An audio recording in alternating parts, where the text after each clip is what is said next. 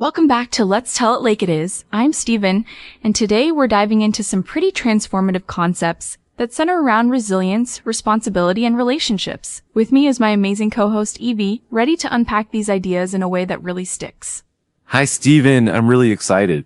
From what I've heard, these ideas touch so much of how people live day to day, like how we make decisions, how we handle tough situations, and even how we interact with others. Resilience and responsibility especially sound like big topics, but maybe pretty abstract sometimes. Absolutely, Evie. And that's why breaking them down is so important. Let's ground this first with a key idea. A lot of challenges people face aren't just about external circumstances, they actually come down to personal choices and how we respond.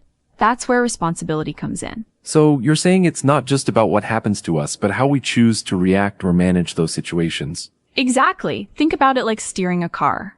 External things are like the weather and traffic, but you're driving your choices behind the wheel is what really determines your path. When people fall into victimhood, they sometimes see themselves as just passengers who can't influence the ride. But the reality is, personal empowerment comes from recognizing you have the steering wheel. Interesting.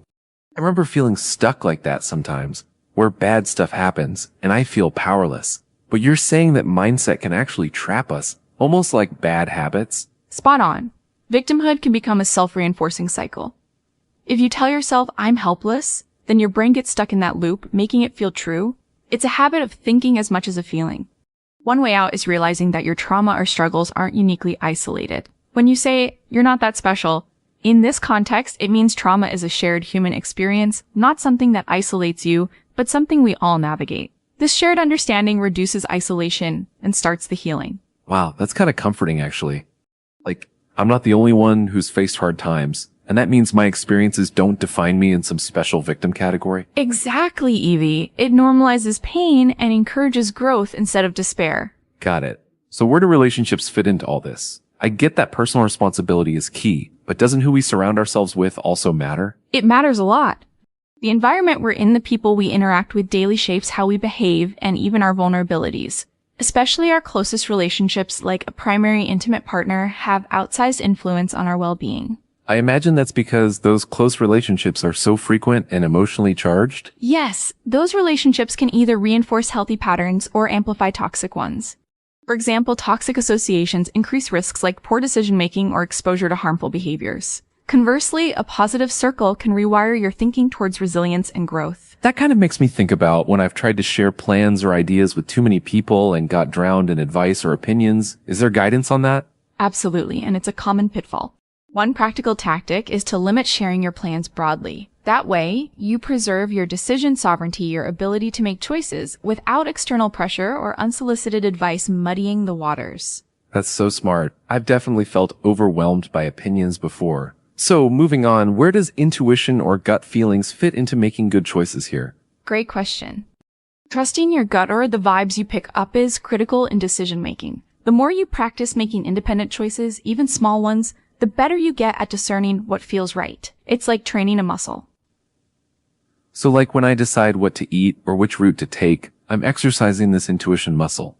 Exactly, those small, low-risk decisions build confidence in your instincts. On the flip side, constantly polling everyone else can dilute your sense of self-trust. It's about balancing seeking expert advice when necessary, but avoiding unnecessary dependence on others' opinions. That makes sense. But what about when emotions run high?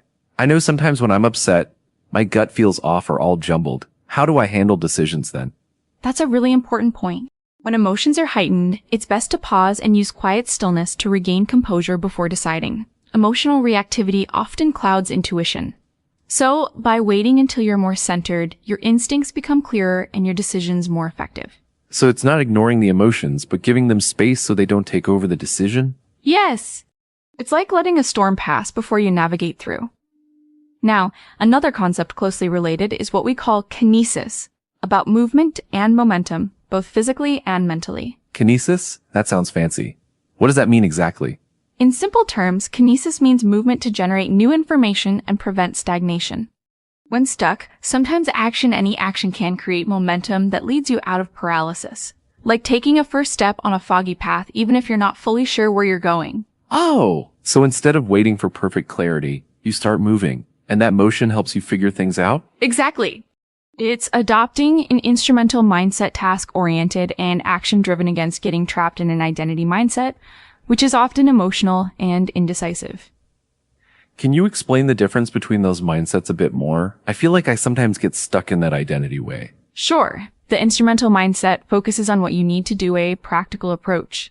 You prioritize tasks, act, and iterate based on results, whereas identity mindset gets tangled up in feelings of who you are, sometimes leading to paralysis because of emotional weight or fear of failure. So instrumental mindset is like being a problem solver, and identity mindset is more about self-reflection but possibly overthinking. You're getting it! Both have their place, but in moments requiring resilience or crisis navigation, instrumental mindset gets better results. I really like that. Is there a way to shift ourselves from identity to instrumental when needed? Yes, practicing small actions, focusing on concrete steps, and reminding yourself that mistakes are part of the process helps. Also, recognizing when you're leaning too much into emotional identification and gently pivoting back to task orientation. Something to practice actively then. Now, what about self-regulation? There's so much talk about emotional control and boundaries. How do those connect? They're essential. So let's take a closer look at how these components work together to maintain balance and function. They're essential. Self-regulation is about knowing when to engage and when to step back, choosing your battles wisely. A simple but powerful tactic is the shut-up technique, speaking less to avoid oversharing, confusion, or manipulation. That's interesting. So sometimes the best response is silence? Exactly. Silence preserves your energy, keeps others guessing, and often prevents unnecessary conflict. Also, learning to interrupt catastrophic thoughts is a huge skill. For example, saying stop or cancel internally when spiraling helps regain control over your mind. I love that. Like putting up a mental stop sign. How do boundaries fit in, practically speaking? Boundaries are rules you set to protect your mental and emotional space. It means not inviting others to drive your car or, in other words, letting people manipulate your decisions or emotions. You assert limits on what you tolerate and where you engage. That sounds powerful but hard at times. Any practical tips for setting boundaries without feeling guilty? It takes practice, but starting small helps. Be specific about what behavior you won't accept, communicate calmly, and be consistent.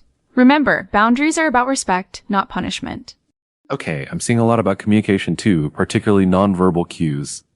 What role do things like posture and tone play? Huge roles. Nonverbal signals can shape how others perceive you, everything from your posture to voice tone and hand movements. For example, standing with your shoulders back, hands visible, and taking up space signals confidence. That reminds me of body language classes where they say fake it till you make it because your posture affects your mindset too. Exactly. There's a feedback loop. Your body communicates to others and also influences your internal state. Sloppy or small movements can signal vulnerability, making one appear easy to prey upon socially or professionally. And what about voice? Slower speech, a lower pitch, and measured tone tend to increase credibility. In addition, the use of illustrators, those natural hand or facial gestures that accompany honest storytelling can build trust. When these cues don't match words, they might signal concealment or deception. That's fascinating. It reminds me how politicians or speakers are trained to control these subtle signals. Absolutely. Understanding these cues protects you in conversations and negotiations. Speaking of conversation, you mentioned something called the animal wheel? That sounds fun but mysterious. It's a practical framework identifying behavior archetypes observed animals helpful for adapting your responses. The wheel includes 4 main archetypes: lion, mouse, monkey, and T-Rex, each with a good and bad version. Oh boy. Can you break those down for me? Sure, let's go through each. Lion. The good version is a confident leader who sets the agenda. The bad is dogmatic or rigid. Mouse. Good is humble, eager to learn, and seeks guidance. Bad is weak or avoidant. Monkey. Good is social, warm, engaging. Bad can be manipulative or attention-seeking. T-Rex. Good is frank, direct, and forthright. Bad is attacking or sarcastic. I totally get how these play out in real life. Like a boss being lion or T-Rex, or a shy colleague is mouse. Yes, the tool is to identify what animal someone is showing and respond strategically.